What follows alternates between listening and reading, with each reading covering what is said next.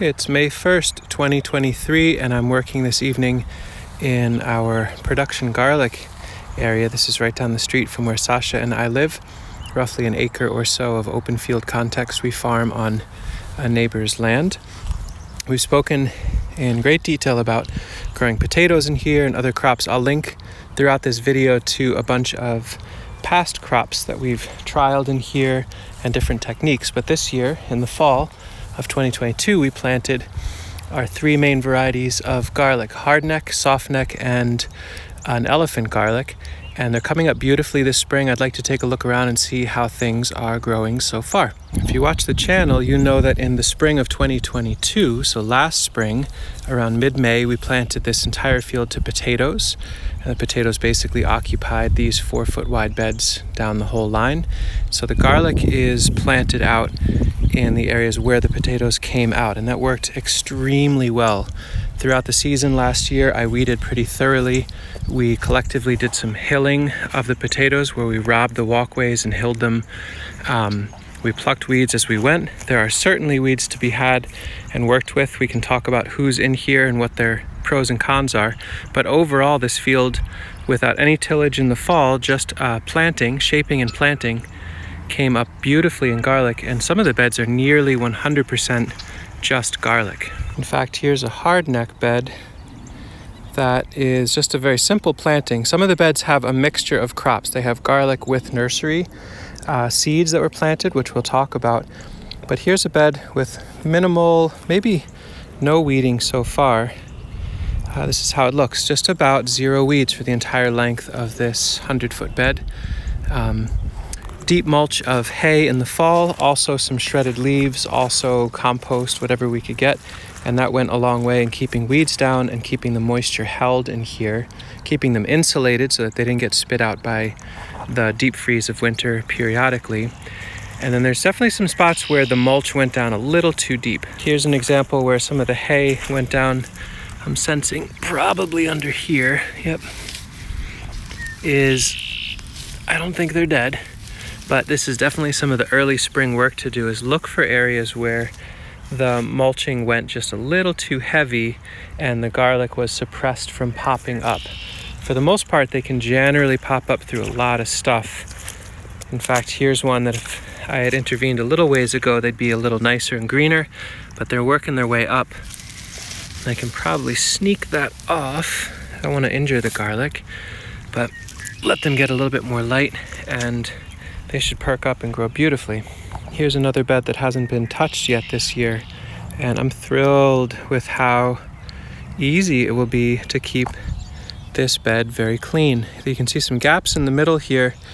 These were, on the day of planting garlic, they were also planted to various tree seeds. So very likely, as I pull the hay aside, somewhat in the rough grid of the garlic planting on the same day, we would have pushed in peach seeds or chestnut or English walnut. We put some persimmon down through here, and most of those are not up yet. We'll do an update in a bit, but the idea is that the garlic comes up first and it protects the young seedlings as they're getting established.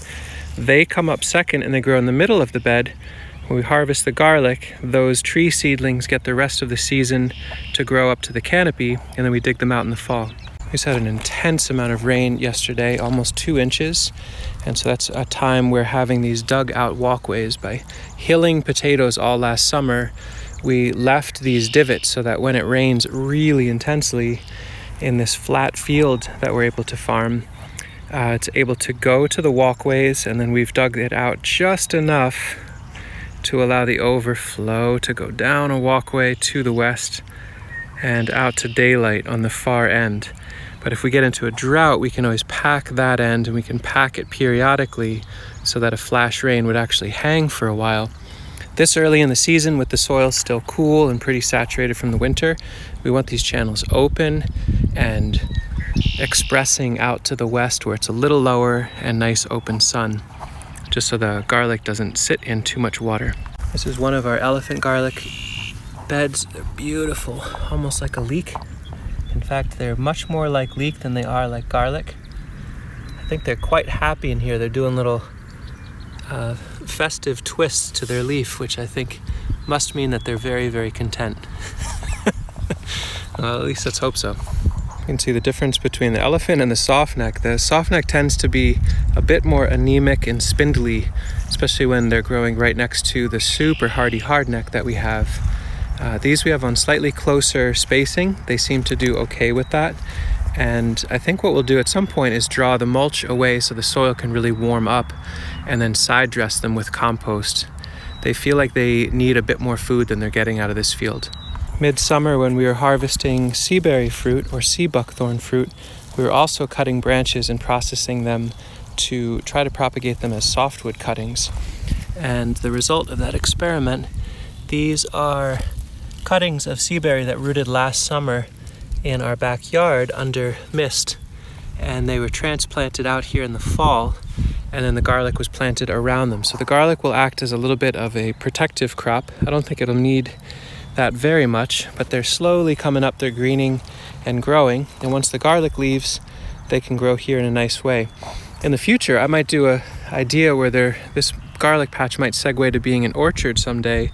And what would it look like to plant out your varietal females throughout and some males throughout, and maybe you dig up most of them to transplant them or sell them or barter or whatever, but you leave a few to actually be a seaberry production space. So maybe we'll do that if the landowner here is down for it. I'm going to get back to work in the gentle work of hand pulling the few weeds that are popping up. The grasses, the purple dead nettle, the Canada thistle for sure. Purple dead nettle, I'm on the fence. I know it's a very compatible ground cover for an allium production space. That's these crew here. But we might like to see other things happen throughout the season. Give me some opinions. I'm going to pull a fair bit from some of the beds where they're sporadic. And I might leave them on the far end where they're actually really, really dominant. Just let them actually be a ground cover. But let us know your thoughts on the dead nettle in particular. Have you worked with them as a persistent ground cover in an allium cropping system? How have they worked? Were they compatible with other crops that you wanted to direct sow once garlic came out? I'd be interested to hear other folks' notes. They're really beautiful. I can see the value in having good patches of them, to be sure, but I'm not sure that I want to leave them in most of the beds. I'm going to get back to work while there's still a little bit of light. That is my garlic update for early spring in 2023 in a field that was weedy at the beginning of 2022. Grew many hundreds of pounds of potatoes last year in 2022, and now is growing garlic in a really nice way. Let me know if you got questions or comments or opinions about what I'm sharing here, and I'd love to hear from you. Thanks.